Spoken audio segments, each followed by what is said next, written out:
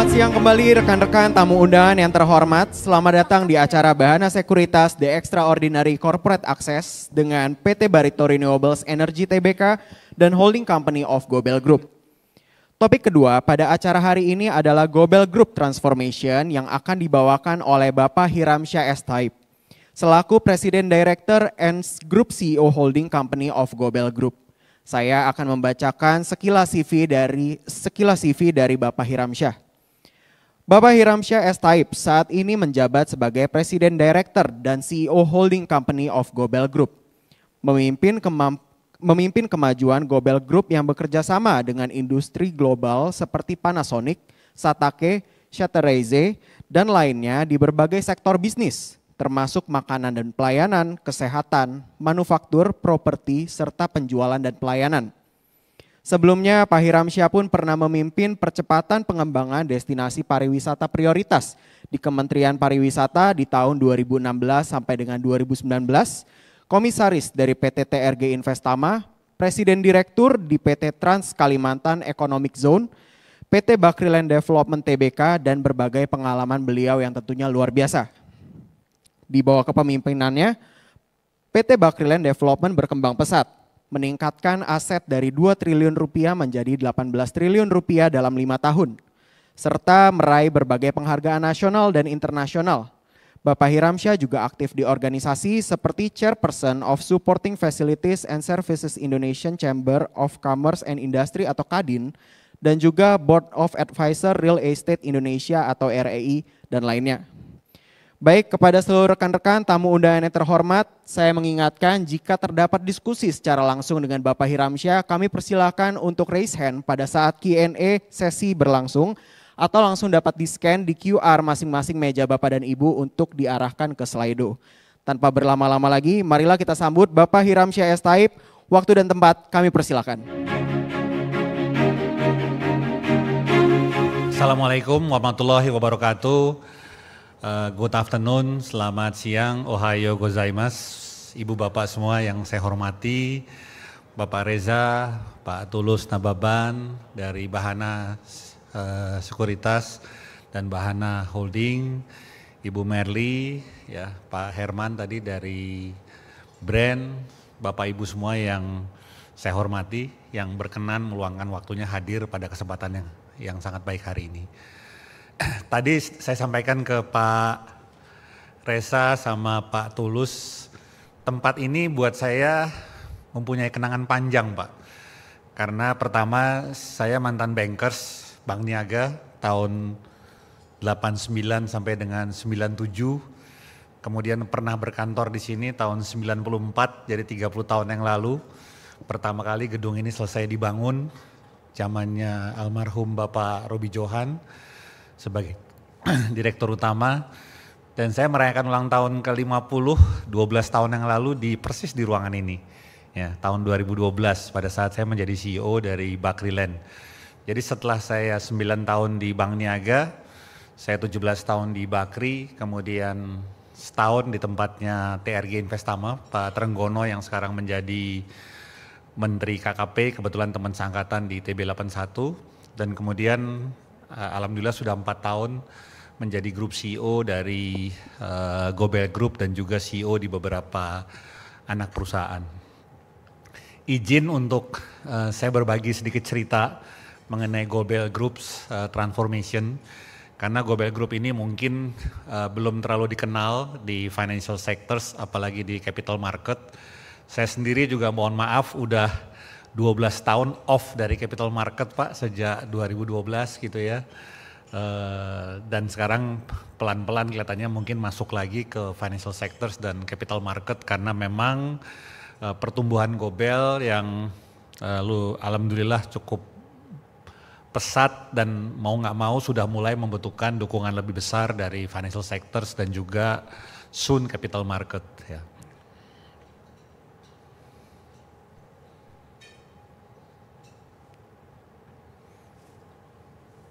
Oke. Izin saya menampilkan beberapa materi presentasi, mungkin cepat aja. Ini mohon maaf materinya dalam bahasa Inggris, tapi izinkan saya sampaikan dalam bahasa Indonesia. Jadi Gobel Group sendiri didirikan tahun 1956, jadi tahun ini adalah tahun ke-68.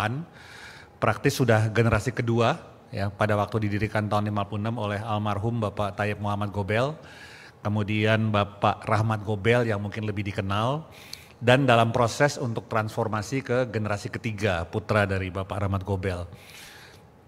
Yang saya lakukan sekarang ini, kebetulan Bapak Rahmat Gobel adalah teman seangkatan di SMA 3. Tugas saya memang melanjutkan proses transformasi dan sekaligus menyiapkan untuk proses transformasi kepada generasi dari Gobel Group. Kalau dilihat selama ini lebih banyak dikenal dengan Panasonic, karena bisa dibilang Gobel bermitra dengan Panasonic sejak tahun 60, mungkin perusahaan pertama di Indonesia yang bermitra dengan Jepang. Dan memang sekarang ini Gobel kita bermitra praktis dengan lebih dari 10 perusahaan Jepang. Selain dengan Panasonic, ada Nihon Parker Rising, kemudian saya nggak tahu kalau yang suka makan kue dan es krim ada Satterize, ya, ada di Pacific Place, ada di Senayan City. Kita sekarang sudah 42 outlet, 40 di Jabodetabek, 2 di Bandung. Targetnya 3 tahun ke depan mungkin sekitar tambah 200-an outlet lagi, ya. Kita juga selain elektronik, mungkin Bapak Ibu bisa lihat di manufacturing company, Panasonic ini bisa dibilang adalah salah satu perusahaan elektronik dan home appliance terbesar di dunia gitu ya. Salesnya kurang lebih hampir 900 triliun setahun. Kemudian kita praktis punya hampir semua produk, air condition, lemari es, microwave, you name it lah, hair dryer, semua kita punya gitu. Nggak banyak perusahaan elektronik yang punya produk selengkap Panasonic. Tapi selain electronics home appliance juga ada chemical, ya. Kita punya pabrik Panasonic PHCI, itu adalah salah satu produk atau pabrik alkes yang mungkin salah satu yang paling sophisticated di Indonesia. Sebelum COVID kita 100% ekspor, ya. Tapi setelah COVID kita mulai coba membuat pabrik karena kita tahu Indonesia ada shortage alat kesehatan yang luar biasa besar. Ya, ini kalau Pak Menteri Kesehatan, Pak Budi Sadikin pernah datang lihat pabriknya di MM 2100, dia bilang gila ini pabrik lebih bersih dari rumah sakit. Ya itulah Jepang. Kita juga punya properti karena Gobel Group sendiri sudah membangun kawasan industri sejak lebih dari 40 tahun yang lalu. Sekarang kita mulai membangun lagi generasi berikutnya. Kita membangun kawasan industri dan kawasan ekonomi khusus di Gorontalo. Kemudian kalau dari sisi restoran tadi ada Satterize, kita juga catering company kita top 3 di Indonesia terbesar. Ya, kita selain dengan manufacturing kita juga untuk oil and gas dan juga oil and gas dan beberapa pabrik-pabrik yang ada. Kemudian kita juga punya yayasan Matsushita Gobel, di mana kita sudah mengirimkan lebih dari 1.000 orang ke Jepang. Kita sama-sama tahu bahwa Jepang adalah salah satu negara yang shortage sumber daya manusia. Pertumbuhan penduduknya negatif dan mereka mulai lebih membuka untuk mendatangkan pekerja dari luar Jepang. Ini adalah grup filosofi dari Gobel Group yang dikenal sebagai 7 prinsip pohon pisang. Kenapa? Karena pohon pisang ini adalah salah satu tumbuhan yang manfaatnya luar biasa. Jadi almarhum sangat terinspirasi dengan pohon pisang. Dari mulai buahnya, pelepah daunnya, batangnya, semua bermanfaat besar. Itulah kenapa kemudian ada 7 principle of pohon pisang ini yang diterapkan menjadi prinsipnya Gobel Group. Yang pertama adalah dedikasi, kemudian kejujuran dan keadilan. Yang ketiga adalah kerjasama yang harmoni, karena memang nature daripada Gobel Group adalah kemitraan. Kemudian continuous improvement, kemudian courtesy and humility, adaptif, ya. Kemudian yang terakhir adalah gratitude dan thankfulness. Ini beberapa mitra-mitra yang ada, ya, seperti juga Panasonic. Tadi saya sampaikan bahwa pertama kali bermitra tahun 60. Sejarahnya adalah pada waktu itu Presiden pertama Indonesia Bung Karno memberikan tantangan buat almarhum Bapak Tayyip Muhammad Gobel sehubungan dengan akan diadakannya Asian Games tahun 62 di Jakarta, Asian Games yang pertama. Kebetulan saya lahirnya 62, di mana Presiden Soekarno ingin Asian Games itu tidak hanya ditonton oleh orang Indonesia yang ada di Jakarta, tapi bisa ditonton oleh seluruh penduduk yang ada di Indonesia yang tersebar di 17.000 pulau. Makanya diberikan tantangan untuk membangun TV pertama di Indonesia, masih TV black and white. Kalau saya lihat, kalau misalnya rekan-rekan yang generasi milenial mungkin nggak pernah mengalami TV black and white, tapi kalau saya dan beberapa yang mungkin umurnya di atas 40 atau 50 pernah mengalami TV black and white. Kemudian juga radio transistor, agar pidato presiden bisa didengar di seluruh Indonesia. Itu sejarah awalnya almarhum Bapak Taib Muhammad Gobel mendirikan industri elektronik tahun 60 bermitra dengan Panasonic. Jadi generasi pertama Gobel dengan generasi pertama dari Panasonic, zaman dulu dikenal sebagai nasional, yaitu Mr. Konosuke Matsushita, co-founder dari Panasonic. Kita juga di situ ada Nihon Park Rising nomor 2, kita market leader untuk metal coating di Indonesia. Kita pegang market share hampir 80%. Semua mobil Jepang, bahkan sebagian mobil Korea, itu metal coatingnya adalah kita kerjakan. Ya. Apakah itu Toyota, Honda, Mitsubishi, dan lain-lain. Di bawahnya Satake, ini kaitannya dengan food processing, terutama beras. Kemudian SMB Kenzai, kemudian ada Kokukai, ada Shatterize yang tadi saya bilang, ini perusahaan kue yang sangat maju gitu ya. Kita sudah 42 dan targetnya dalam 3 tahun ke depan kita mau bikin ada 200. Sebagai tambahan, kalau untuk Shatterize, kita memang mulainya 2017, tapi tipikal perusahaan Jepang di awal-awal tahun pasti alon-alon asal kelakon. Mereka start small, tapi abis itu kalau mereka udah dapet gut feelingnya, mereka baru ngegas. Itu tipikal perusahaan Jepang. Sehingga praktis kita baru ngegas setelah selesai COVID 2021, di mana 2021 sampai dengan sekarang setiap tahun pertumbuhan revenue kita double.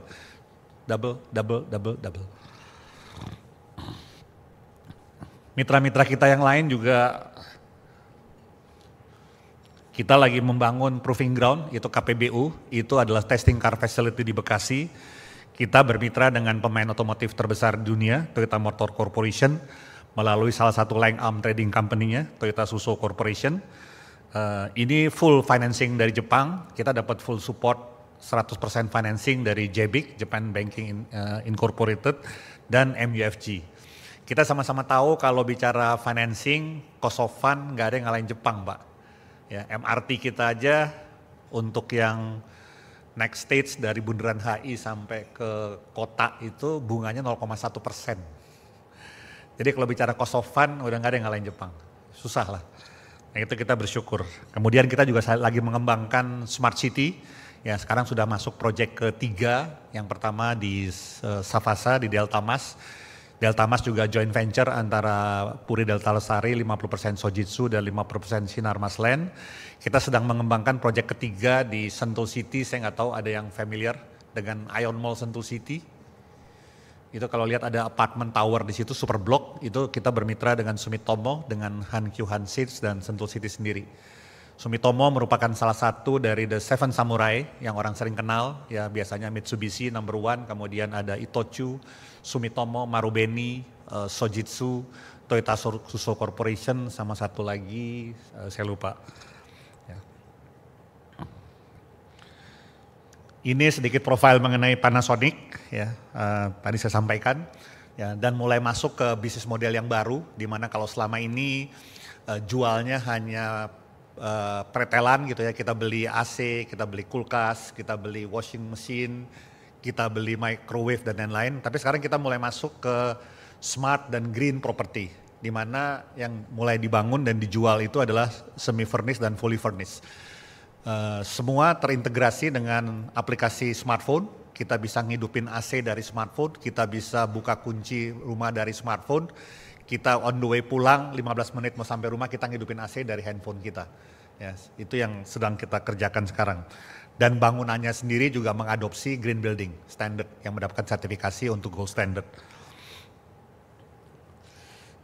Ini tadi mitra kita Shatterize gitu ya. Perusahaan kue, kalau Bapak Ibu saya nggak tahu udah pernah cobain, tapi kalau perusahaan kue dan es krim kita masuk di premium. Selama ini kalau mohon maaf saya sebut nama es krim premium misalnya ada Häagen-Dazs atau Ben & Jerry, tapi kalau udah pernah cobain Shatterize, ya silakan aja nilai sendiri. Ya.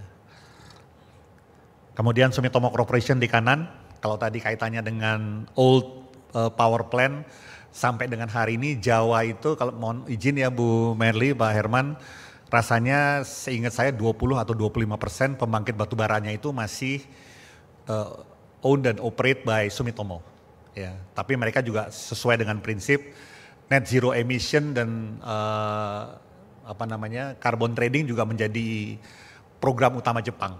Ya, sebulan yang lalu kita tahu ada satu event besar di Jakarta, ya Pak Menko waktu itu, kemudian juga main sponsor dari Jepang untuk mereka melakukan percepatan untuk net zero emission.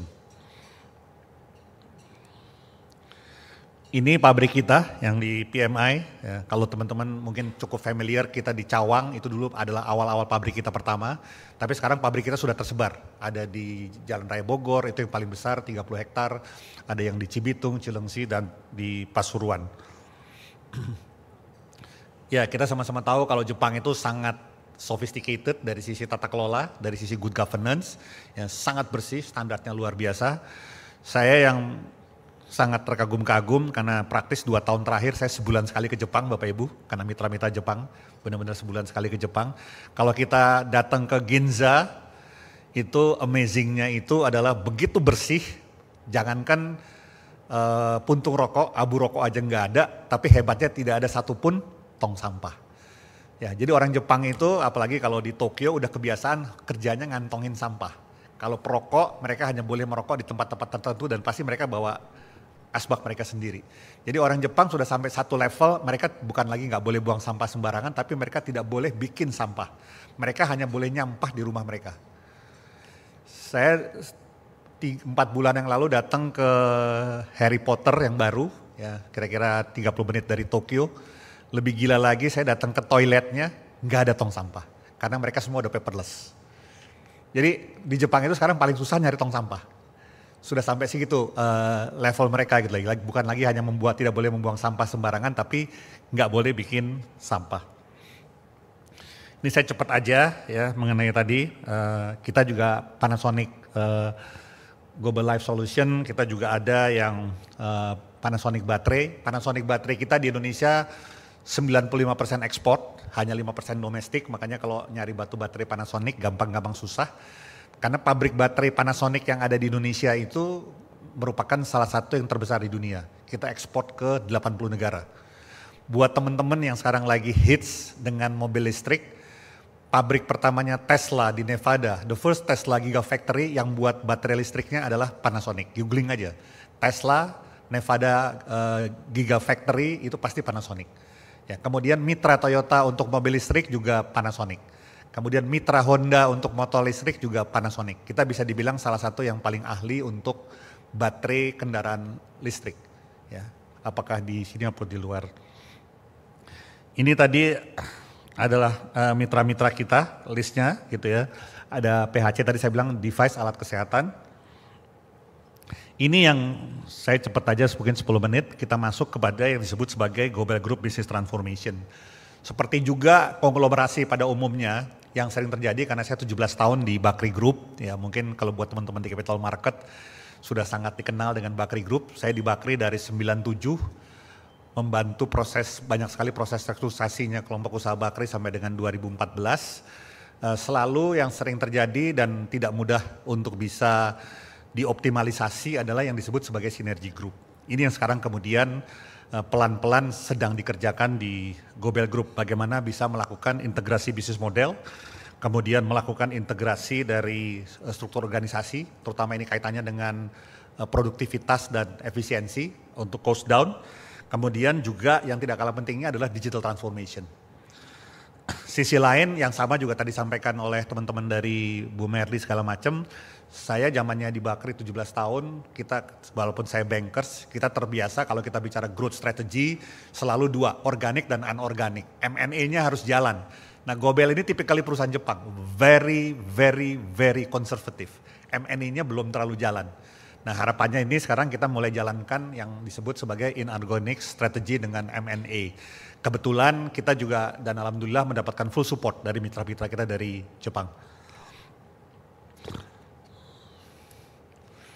Ini yang tadi kita punya logistik company sendiri, ya hari ini masih kebanyakan untuk serve group, tapi seperti juga catering company kita waktu berdiri tahun 77 untuk grup sendiri, tapi sekarang catering company kita top 3 di Indonesia, praktis untuk grup hanya 10%, 90% justru kita untuk non-grup. Artinya pertumbuhan bisnis untuk non-grup jauh lebih besar dari pertumbuhan bisnis grup. Itu yang sedang dilakukan proses transformasinya. Kemudian juga efektivitas dari holding company. Kebetulan juga waktu zaman saya di Bakri, saya juga menjadi CEO di holding company. Bagaimana holding company menjadi jauh lebih produktif, ya, melakukan proses pengelolaan sinergi grup. Ya, ini yang sedang dilakukan.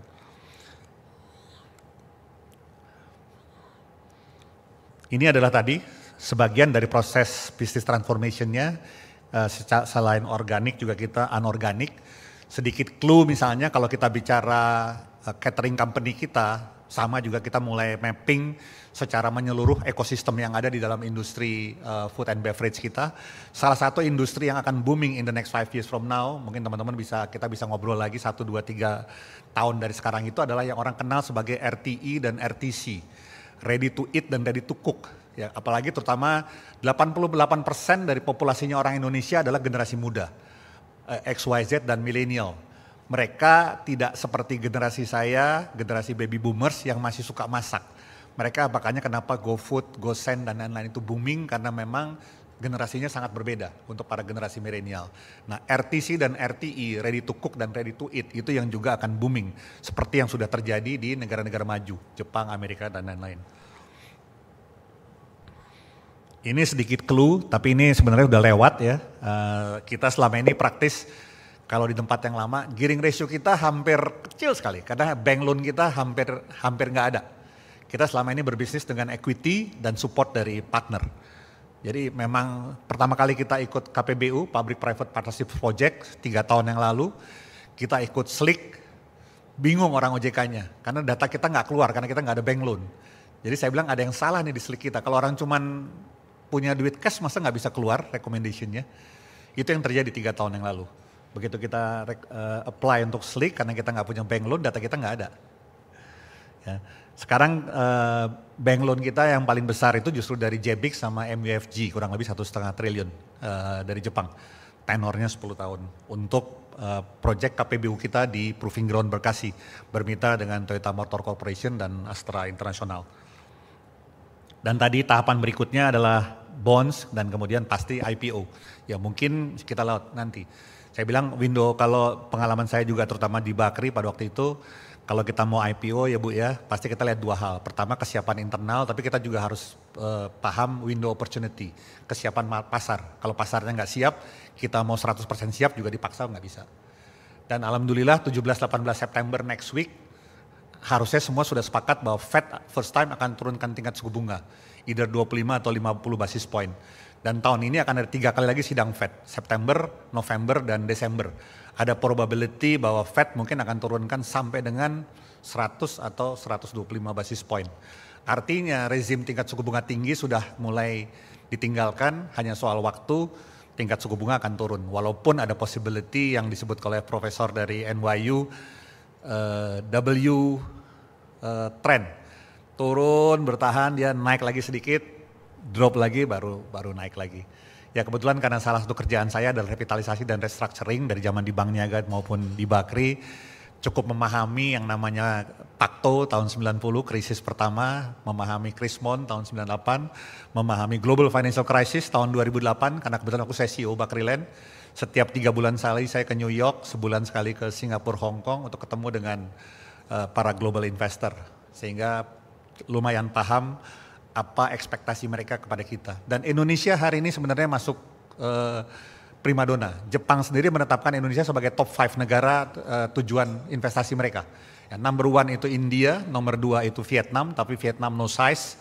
Nomor 3 China, tapi ada geopolitik. Nomor 4 Amerika, nomor 5 Indonesia. Makanya kenapa in the last 1 year banyak sekali petinggi-petinggi Jepang hampir sebulan sekali datang ke Indonesia. Kebetulan sampai dengan hari ini Pak Rahmat Gobel masih sebagai Ketua Persahabatan Perhimpunan Indonesia Jepang. Ya karena memang beliau sekolahnya juga 8 tahun di sana. Ini proyek kita di Proving Ground Bekasi, ini bagian dari visi Presiden Jokowi ingin menjadikan Indonesia sebagai pemain otomotif dunia. Tahun 2022 Indonesia sudah lompat nomor 11, setelah sebelumnya nomor 14, kita melewati Rusia, Turki dan Prancis sebagai penghasil otomotif dunia. Insya Allah ini akan selesai di tahun depan. Kalau ini selesai, ini akan menjadi supporting penuh untuk ekspor kendaraan Indonesia ke luar negeri, bukan hanya domestic player.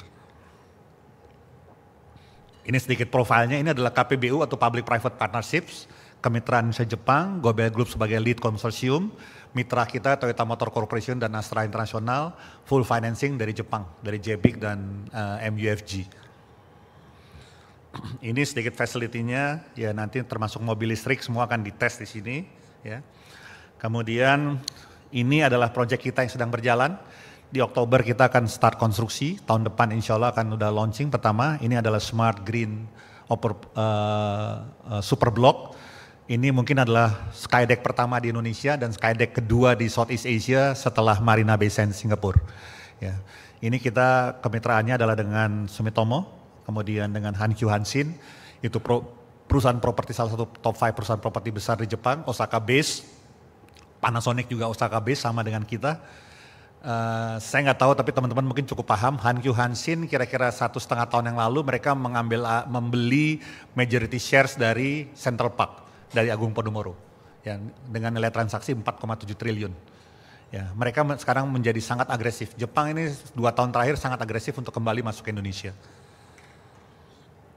Ya, ini tadi profilnya. Ya. Ini yang tadi saya sampaikan, kita membangun pelabuhan dan kawasan industri terintegrasi. Bisnis modelnya mirip dengan JP yang ada di Gresik yang dibangun oleh AKR Group dan Pelindo. Tapi bedanya di sini, kalau di sana adalah heavy industry, kalau di sini kita fokusnya adalah pengelolaan hasil pertanian dan perikanan. Saya nggak tahu di sini ada yang paham atau enggak bahwa Indonesia adalah penghasil ikan tuna terbesar di dunia. Tapi selama ini diekspor mentah, persis seperti juga hasil sumber daya alam kita. Nah justru sekarang visi Pak Rahmat Gobel adalah karena Indonesia Timur ini adalah salah satu sumber ikan terbaik dan terbesar di dunia. Ya, karena memang secara geografis alamnya itu adalah yang terbaik. Ini yang kita lakukan processing dan tentunya bermitra dengan Jepang. Kenapa? Karena satu dia punya teknologinya, dua dia adalah pasar utama bersama dengan China, Korea dan Amerika. Ini tadi secara geografis sangat strategis, ya dia langsung bisa ekspor ke atas China dan lain-lain. Ini profilnya, ini juga kita bermitra dengan Jepang.